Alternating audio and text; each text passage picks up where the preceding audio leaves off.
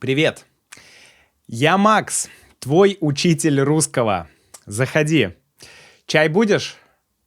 Кофе? Точно? Ну смотри. Сегодня у нас такая тема. Все мы люди, все мы сталкиваемся постоянно с какими-то трудностями в жизни. Так? Однако иногда бывает такое, что ты хочешь что-то сделать или ты хочешь чего-то добиться и сталкиваешься с постоянными трудностями, сталкиваешься с каким-то сопротивлением. Бывает такое, да? Ты пытаешься что-то сделать, но все идет, как мы говорим, из-под палки. То есть все дается слишком тяжело. Или вообще не получается. И ты пытаешься, и не получается. И сегодня я хочу обсудить один вопрос. А что делать в этой ситуации? Когда ты хочешь что-то сделать, но ты постоянно сталкиваешься с трудностями, и ты уже начинаешь думать: блин, вся вселенная против этого. А нужно мне это делать или не нужно? Нужно мне бороться, чтобы достичь этого или чтобы получить это?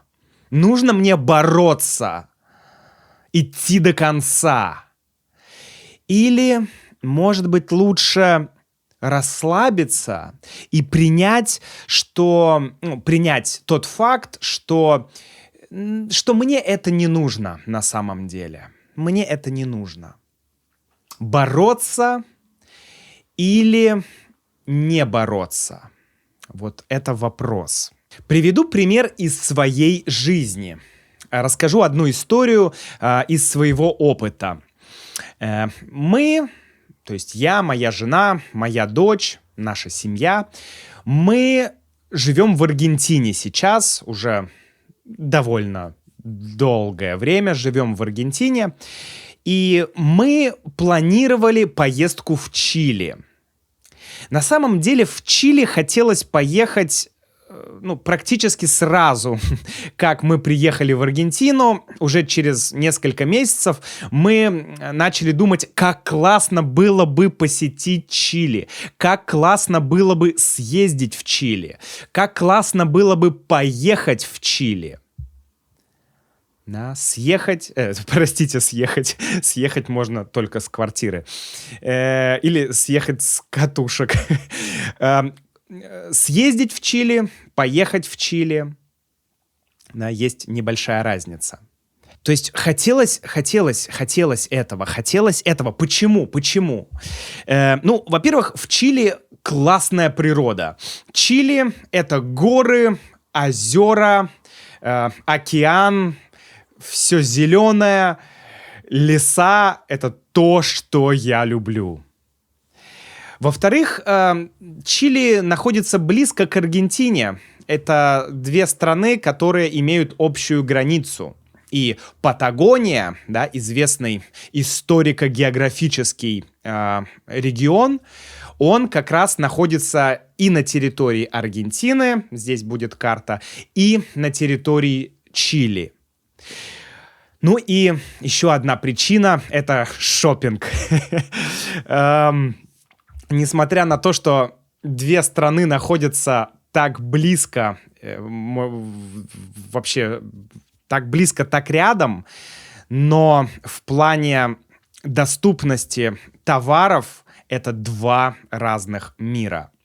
В Аргентине все обложено гигантскими пошлинами, и любой товар стоит супер дорого. Вот. А в Чили такого нет. И, конечно, люди часто ездят в Чили, чтобы ну, купить что-то. Одежду, обувь, даже продукты питания иногда. Раньше чилийцы ездили в Аргентину за продуктами, а теперь, ну, как бы, все в Аргентине подорожало. Но окей, надо отдать должное. В Аргентине постепенно, к счастью, к великому счастью, эти пошлины на импорт начинают снижать или вообще убирать. То есть тенденция классная. Но, тем не менее, хотелось поехать на шопинг, да? Хотелось поехать закупиться вещами. И мы как бы мы жили недалеко от Чили, мы жили в Патагонии.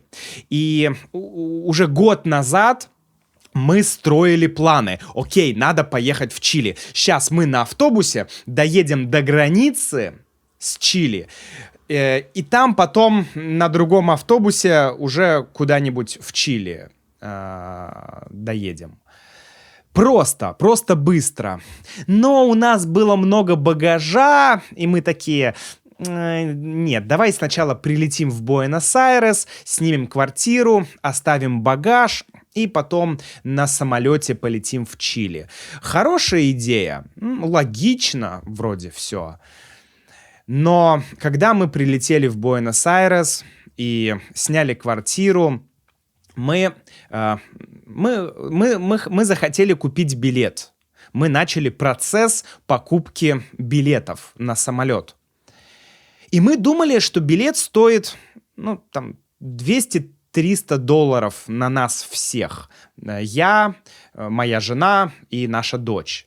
Но когда мы прокликали до конца, да, клик-клик-клик-клик, то есть когда мы дошли до финальной страницы оплаты, то мы снова столкнулись с аргентинскими пошлинами и налогами, которые увеличили цену билета в 2 с лишним раза. И мы видели цену там $260, условно, примерно. А по факту цена оказалась 600 с чем-то долларов.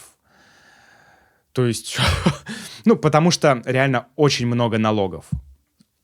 Ну, там всегда есть налоги, когда ты покупаешь билет, есть топливный сбор, да, он называется так, по-моему, какой-то сбор аэропорта, еще что-то, но это всегда не очень большие деньги. А здесь это, ну, больше, чем половина стоимости билетов. И мы на это посмотрели, блин, что делать? Но это очень много. Билеты туда стоят 600 с лишним долларов, а обратно $200, потому что в Чили нет таких высоких пошлин и налогов. И мы придумали, мы нашли решение этой проблеме. Мы решили, что мы полетим в город, который находится на границе с Чили, потому что внутренние рейсы не имеют этих пошлин и налогов. А потом на автобусе поедем уже в Чили, чтобы избежать всех этих пошлин и налогов. Но, к сожалению, в тот момент, год назад, у нас не получилось это сделать. Там был ряд проблем разных, и, в общем, у нас не получилось. Мы буквально пару недель назад предприняли еще одну попытку. Или мы попытались еще раз.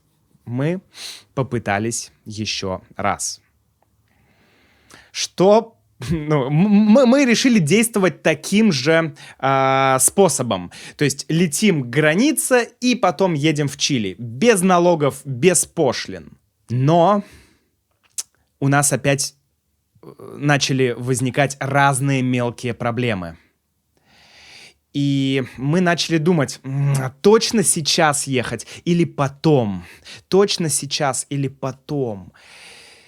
И в итоге мы решили, все, нельзя откладывать, нельзя, все, надо ехать сейчас, иначе мы никогда не поедем в Чили. И мы купили билеты.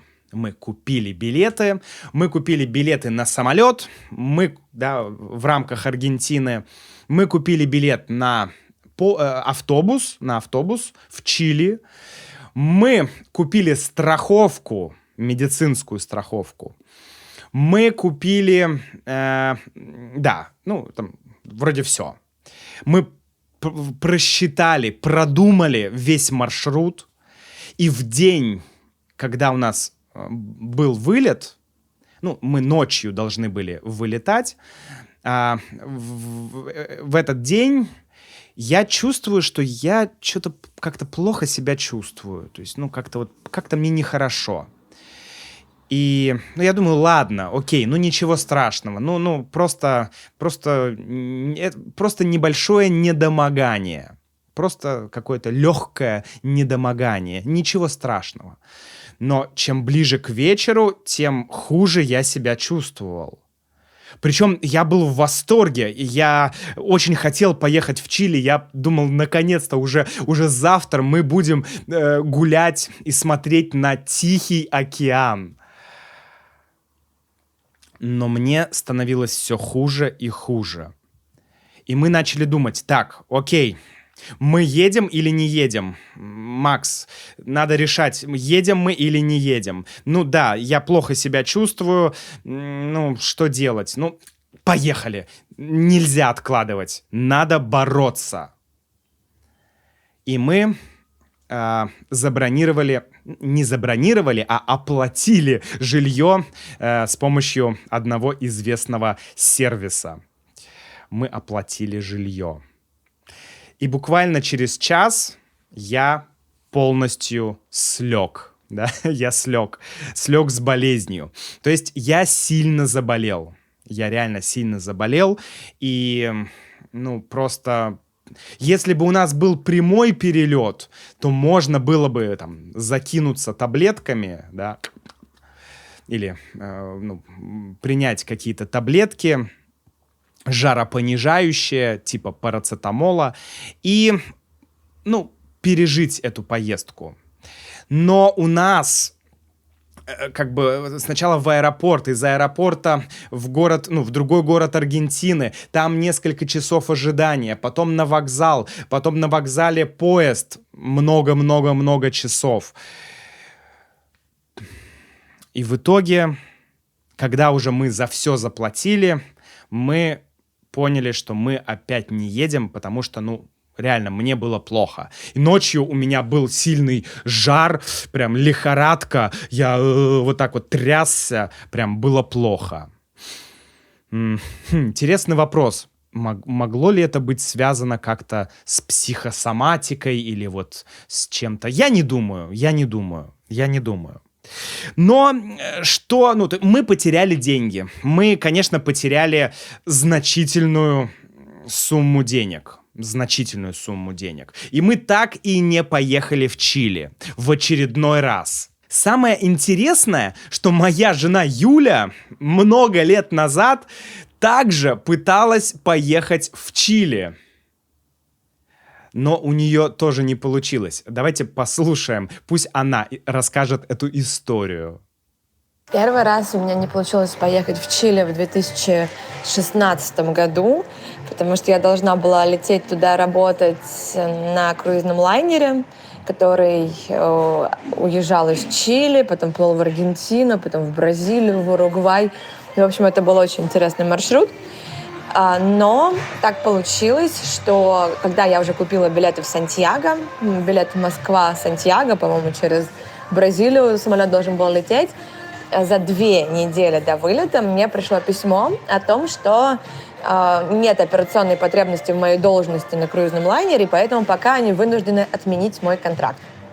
К сожалению, они мне все отменили, пришлось сдавать билеты, срочно придумывать, куда я еду вместо Чили. Я поехала в Китай, как ты помнишь, но буквально через несколько дней после того, как я уже сдала билеты в Чили, мне снова написал круизный лайнер и сказал, что они ошиблись и нужно, чтобы я прилетела.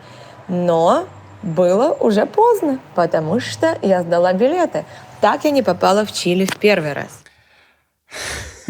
Юле отменили контракт практически прямо перед началом. У нее тоже были куплены билеты, дорогие билеты. Тогда из Москвы через Бразилию в Чили. Это крупная сумма денег. И вот, друзья, причем интересно, что Юля поехала в Китай, где мы с ней, кстати, познакомились. Она поехала в Китай, и когда она уже приехала в Китай, то она получила сообщение, что вы можете снова ехать в Чили, у нас есть новый контракт для вас. Да, судьба, друзья. Если бы Юля тогда поехала в Чили, мы бы не встретились с ней. Так вот, вопрос. Что делать в такой ситуации? Вот пробовать еще раз ехать в Чили? Или не пробовать? И как вообще быть в подобных ситуациях, когда как будто бы вся вселенная тебе говорит, что тебе не надо туда ехать, или тебе не нужно делать этого? Вот как понять, бороться или просто принять? Я думаю, что ответ во многом зависит от человека. Разные люди мыслят и действуют по-разному. Есть, например, люди-борцы, то есть люди, которые любят вызовы, для которых победа важна. Дойти до конца — это обязательное условие. Даже если тебе уже не так и хочется идти до конца, но ты все равно должен, да? Вот есть такие люди-борцы. Есть люди другие. Например, я помню, по-моему, Джонни Депп говорил, что я просто умело плыву по течению. Я умело плыву по течению. То есть, я не иду против вселенной, против, воли Бога. Я не иду против ситуации. То есть жизнь сама меня, как по реке, несет куда-то, а я просто маневрирую. Но я не пытаюсь плыть против течения. Я не пытаюсь бороться со всеми сложностями. Я стараюсь плавно как-то маневрировать, но не бороться. И интересно, два таких разных подхода. Конечно, люди обычно комбинируют, да, один подход и другой подход. В некоторых случаях, наверное, уместно бороться, идти до конца, когда что-то случилось серьезное. Там, болезнь или еще что-то. Тогда да, конечно, наверное, надо бороться. Но мне кажется, что я скорее склонен не бороться со всеми трудностями. Мне кажется, я скорее склонен принять, что, если что-то ты пробуешь, пытаешься и прям не получается, наверное, тебе оно не нужно. Наверное, это тебе не нужно просто. И все. Я скорее склонен так думать. Я не буду, рвать жопу ради того, чтобы обязательно во что бы то ни стало сделать что-то. Нет, наверное, нет. Только в исключительных случаях. А что думаете вы, друзья? Что думаете вы? Как вы обычно действуете? Как вы обычно принимаете решения?